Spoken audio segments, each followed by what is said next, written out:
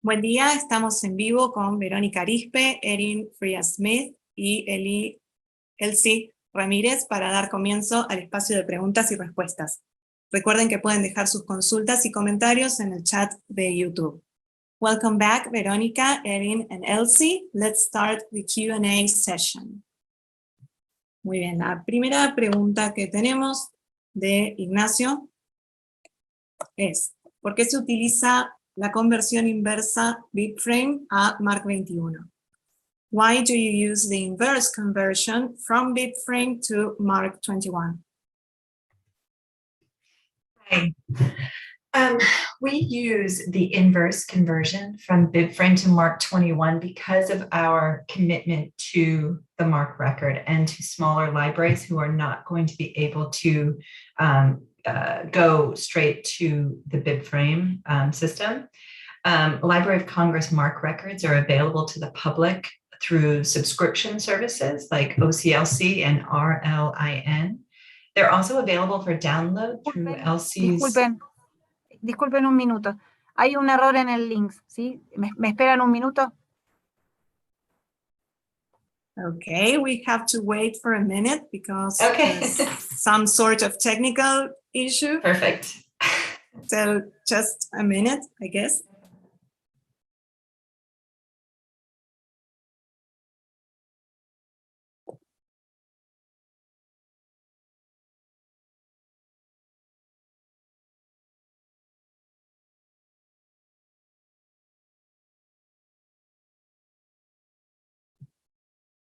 Okay, we can continue now. Sorry.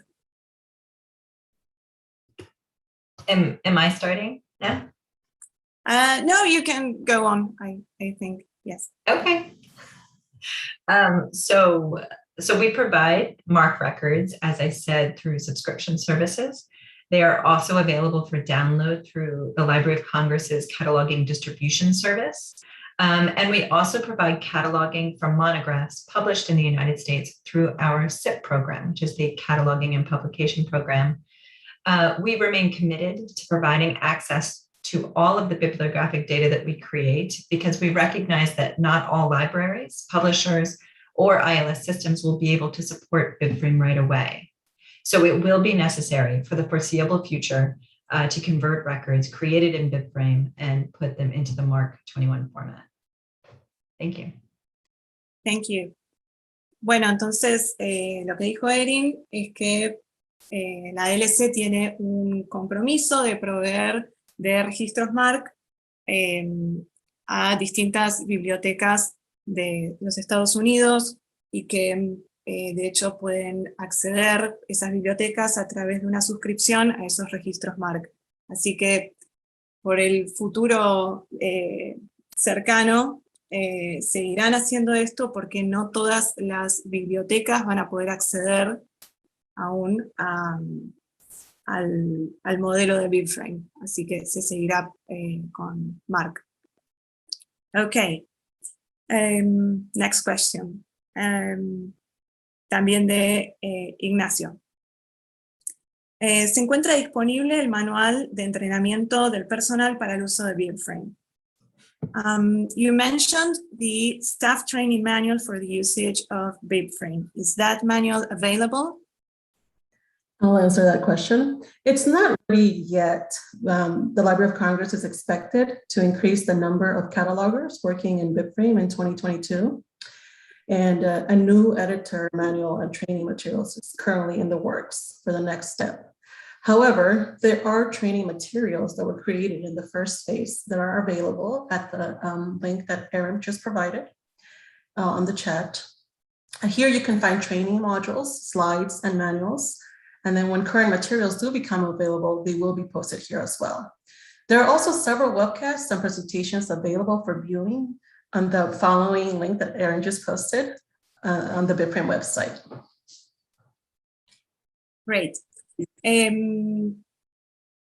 Habrá un nuevo manual entonces en el que están trabajando, pero sí por el momento hay posteados materiales nuevos en el link que compartió Erin en el chat, que ahora será compartido también en el chat de YouTube. Y hay mucho material posteado en cuanto a podcast y videos que también pueden ver en este otro link que nos envió Erin, que ahora postearemos en el chat de YouTube. La siguiente pregunta. ¿Se considera publicar la nueva versión del editor de Bibframe de manera libre para que esté disponible? Do you consider freely publishing the latest version of the Bibframe editor? Great question. We are committed to creating an open and transparent process. The previous version of the Bibframe editor was discontinued for testing in September of 2021. However, it is available. The coding behind it is available for download from GitHub. Verónica is posting a link to that. The latest version of the editor, which we are currently testing, has now been named Marva, after the founder of Mark, Henriette Avram. It is still in the testing and development phase. It will most likely be posted to the same GitHub page as well. There is a demonstration page from the contractor hired to design the latest editor, and that can be found on the same implementation page under Editor Interface Design-New, if you want to see what the newer version looks like. But again, many changes have been made since the demonstration video was created. Bueno, entonces la versión previa del editor fue discontinuada en septiembre. La versión nueva, que se llama Marva, está siendo testeada, aún no está terminada. Okay, and I forgot what you said. The last thing is that they can access to the visual representation of the design page for the new Bibframe editor is available on the lock.gov/Bibframe page. Perfecto. Entonces, si bien no se puede acceder al editor en sí, sí pueden ver cómo es su interfaz o su representación visual, y también encuentran eso en www.loc.gov. Okay. La siguiente pregunta es si han detectado incompatibilidades entre RDA y Bibframe, en qué aspectos y cómo las solucionaron. Have you detected any incompatibilities between RDA and Bibframe? If so, which ones and how did you solve them?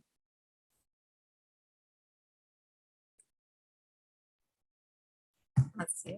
So in principle, Bibframe is agnostic, and it should be able to accommodate any cataloging code or standard. But we started the Bibframe pilot back in 2015. When we started, we were using Bibframe vocabulary version 1, which was pure Bibframe. When phase 1 ended, though, an analysis was made of what properties needed to be added to the Bibframe vocabulary to further accommodate RDA. And then based on that analysis, the Bibframe vocabulary version 2 was released, and that's what we're using today. So Bibframe 2 is certainly influenced by RDA, but since Elsie has not yet made the move to official RDA, it's still possible that other modifications might need to be considered. And so the primary incompatibility between RDA and Bibframe is a result of the differences in the underlying theoretical models. So the FRBR model implemented through the RDA toolkit defines 4 abstract layers: the work, expression, manifestation, and item, whereas in Bibframe, the model defines only 3 layers, and that's work, instance, and item. So there's a reliable one-to-one mapping between RDA's manifestation and Bibframe's instance, and between RDA's item and Bibframe's item. But at the highest abstraction layer between RDA's work and expression and Bibframe's work, the mappings become kind of muddled. So in RDA, the work is abstract, whereas in Bibframe, it's tangible. So that might lead you to think that RDA expressions map directly to Bibframe works, but the inherent modeling within RDA itself. For example, the constrained relationships such as RDA work can have many RDA expressions, but an RDA expression can only have one RDA work. The one-to-many relationships and the inverse one-to-one relationship can't cleanly be reflected in Bibframe. So, and this is not to say that Bibframe can't accommodate RDA descriptions, but it does mean that some of the semantic integrity of RDA is lost when using RDA to describe bibliographic resources in Bibframe.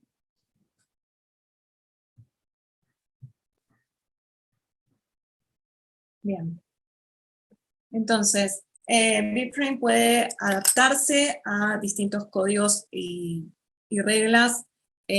Cuando crearon la versión 2 de Bibframe, se acomodaron más a RDA y de hecho fueron influenciados por RDA y realizaron modificaciones en base a estos problemas que habían surgido. Una de las diferencias más importantes surge entre el modelo FRBR y el modelo de Bibframe, siendo uno estando constituido por 4 módulos y el de Bibframe por una tríada. Entonces, por ejemplo, en cuanto a la obra, para Bibframe es tangible y para FRBR es abstracta. Para no poner en juego la integridad semántica de RDA, para que no se pierda eso, sí se le realizaron modificaciones a Bibframe. Bueno, seguimos. Bear with me for a moment, because I'm looking for the new questions. Ok. Dimas Justo, de Biblioteca do Senado Federal do Brasil. How reliable is the MARC to Bibframe conversion? ¿Cuán confiable es la herramienta de conversión de MARC a Bibframe? So the MARC to Bibframe conversion tool was the first tool that was created after the editor. Therefore, it is the tool that has been in testing for the longest, well over 2 years. So that is by far more reliable than the other conversion tool, which we've only just recently started testing. So the longer we test it, the more reliable it will become. Muy bien. Esta herramienta fue la primera herramienta que crearon luego de la creación del editor, así que ha sido testeada por 2 años, por lo tanto es la más confiable hasta el momento y a medida que se siga testeando con ella será más confiable aún. We are receiving many comments. The creation of a link is a very good idea, says Rosana García. Muy buena la creación del link.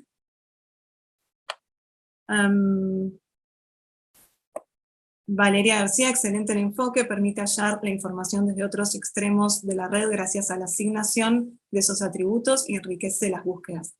Excellent approach. It allows you to find the information from different points of the web thanks to the assignation of those attributes, and it makes the research richer.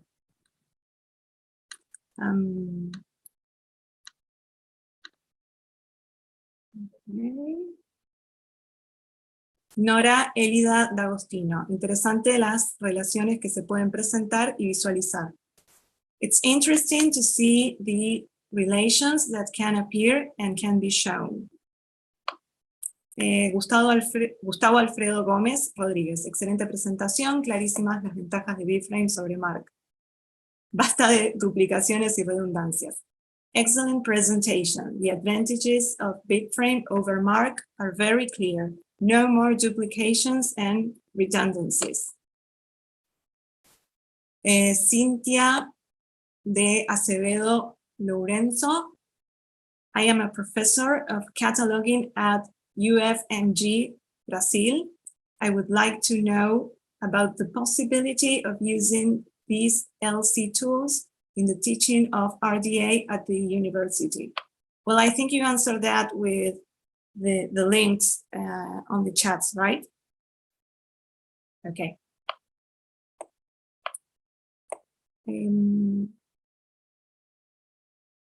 Do we have any more comments or questions?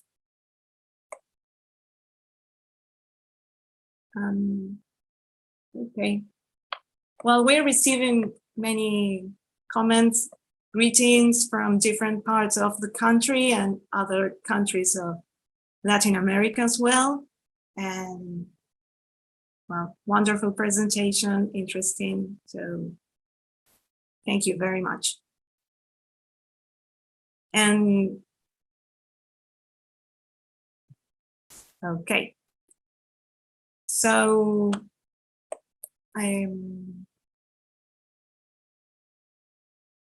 okay, great presentation, Verónica, Elsie, and Erin. Congratulations from Elsie Rio Office, Brasil. Gran presentación. Felicitaciones desde la oficina de la LC en Río, Brasil. Well, we are running out of time, so I would like to thank you so much for your time and patience. Agradecemos a Verónica, Erin y Elsie por su presentación y por compartir este tiempo con nosotros. Y les recordamos que a continuación sigue el bloque 4 del encuentro, así que esperamos que nos acompañen ahí también. Habrá 2 ponencias.